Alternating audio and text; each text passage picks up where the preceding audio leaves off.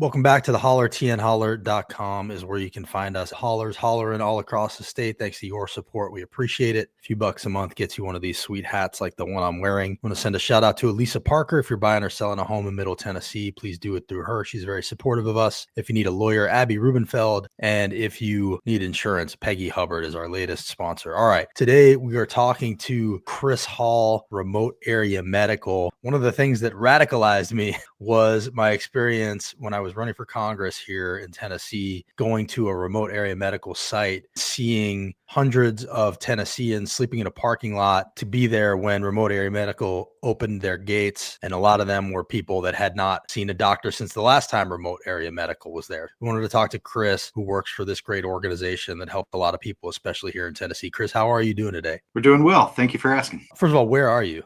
We're based out of Knoxville, Tennessee. So that explains why you guys spend so much time in Knoxville. My understanding is remote area medical was conceived to help basically third world countries where healthcare was not easily accessible, and now has basically discovered that the need is so great in places like Tennessee that you spend a lot of time here. Is that even remotely true? That is remotely true. So 1985, we were founded to go into the jungles of the world, places like Guyana, Mexico, Central America, use our planes, put doctors in the back of it, parachute them into remote villages, and provide care from people that had never seen a doctor. In 1992, we did our first operation here in the States, in Tennessee. Since then, we're over 1,600 plus events across the states, a large portion of those being on east of the Mississippi River, Tennessee, Kentucky, Virginia. Why?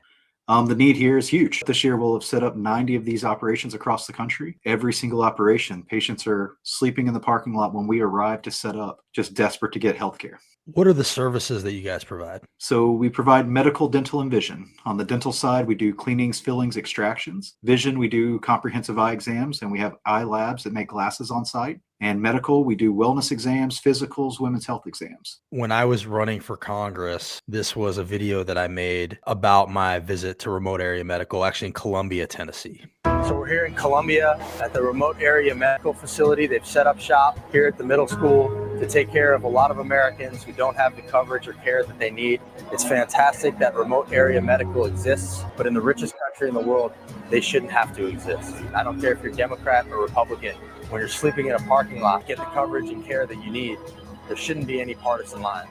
And these are our neighbors that come out for help. Who thinks we should have coverage for everybody in this country? I understand you guys are a nonpartisan organization, and there's nothing partisan about what I just played there. But the line that always stuck with me was the idea that you guys shouldn't have to exist. Is that how you feel as an organization? It's almost a shame that you have to even exist. Definitely. Our goal is for us to not be doing stuff here in the United States, to return to the third world, be in the jungles. But right now, 100% of our operation is states-based. The need continues to happen. There's been changes over the years, changes in politics, changes in policy. But the truth is, people are still desperate. People are still in pain. Access to medical care has changed over the years. Dental and vision care still remain pretty isolated for most people. If you have access to a dentist, then you have copays and costs, barriers that prevent people from getting the care they need. And those are the barriers that we break down every weekend when we set up these events to provide the care free of charge to the patients. Do you do any advocacy for policy changes? The thing that comes to mind is obviously universal health care, whatever that looks like. People always say, well, why does it have to be Medicare for all? My answer is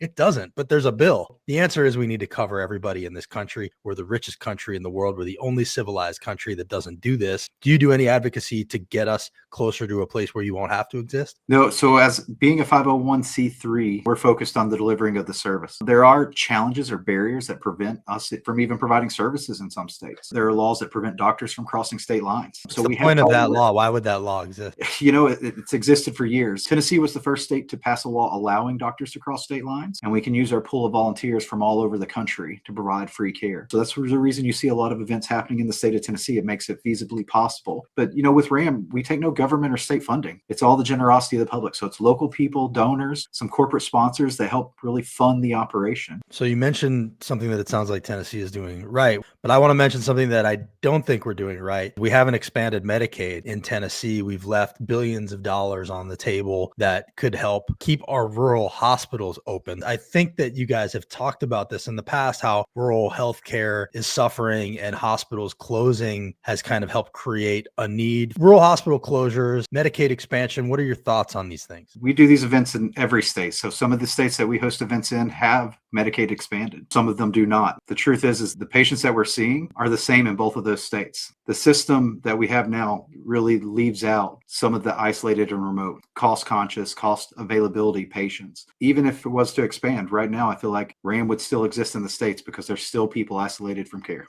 You guys see a lot of the same people when you show up? Sometimes if we're in a location and we're there every year, some patients wouldn't have seen a doctor since the last time RAM was in the area. So we became their only option for healthcare. We poll our patients as they come through. Why did you come to the RAM event? Do you have any type of insurance? And surprisingly, over 50% of the patients that walk through our door have some type of insurance to cover costs for them. But there's still barriers in the out-of-pockets, the premiums, the deductibles that prevent them from getting it. When we do our services, we do a first come, first serve. Whoever you say you are is who we treat you as you are when you walk in. It's sad to see, but there are people desperate, and some of those people are right in our backyards. Is our healthcare system broken? Absolutely. What makes you say it's broken? The need for us to exist, whatever the solution is in the future to fix it. I hope we can find one because people are desperate for that. But I think to find a solution, it will take understanding who the patients are that are walking in our doors. Because if we don't include those patients that are coming through our doors in the solution, this will continue on for years and years. Is the focus rural? Originally, yes, it was rural. Now you can live a mile from the largest hospital chain in the world and not have access to a dentist. It doesn't have to be rural. You could live next door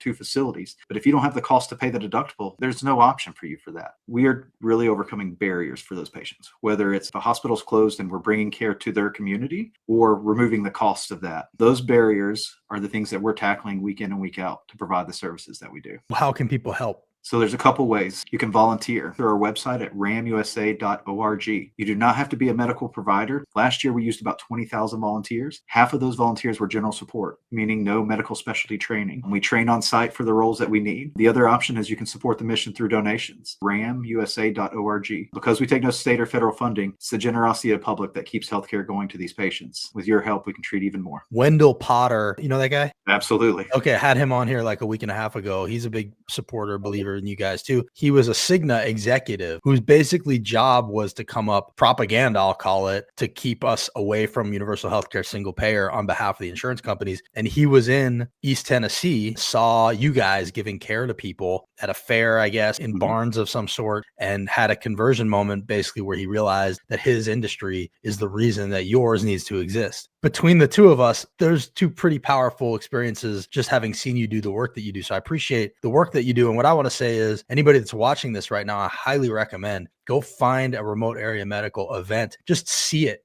It'll open your eyes to the need in this country. And to me, what should really be the focus of everybody right now is to figure out how we take care of each other when we get sick. So Chris, thanks for coming on here and doing this. Appreciate it. And we'll definitely encourage people to go support what you do. Thank you so much for your time.